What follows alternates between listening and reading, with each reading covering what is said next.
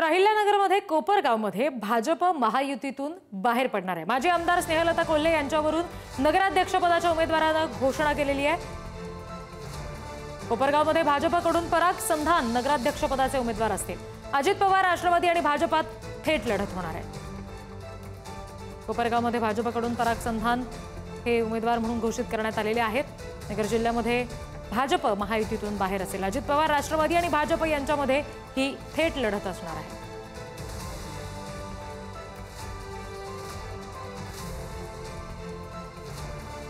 आणखी तपशील घेऊयात। प्रतिनिधी प्रशांत शर्मा आपल्याशी जोडले गेले त्यांच्याकडून। प्रशांत, भाजप आणि राष्ट्रवादी म्हणजे अजित पवारांची राष्ट्रवादी यांच्यामध्ये ही थेट लढत असेल, काय नेमके त्याचे परिणाम असू शकतात?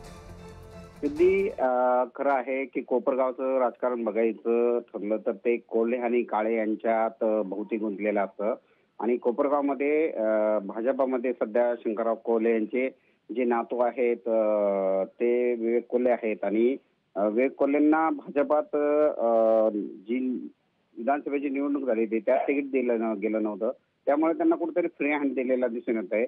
त्यामुळे त्यांनी आरपीआयला बरोबर घेऊन आपली एक वेगळा पॅनल जो आहे भाजपचा तो जाहीर केला आहे। दुसरीकडे मात्र आशुतोष काळे जे आहे अजित पवार गटाचे आमदार यांची मात्र अद्याप काही हालचाल झालेली दिसून येत नाही। मात्र तेही आपला एक वेगळा पॅनल तयार करतील। त्यामुळे कोपरगावमध्ये आता महायुतीतच दुफाडी झालेली दिसून येते।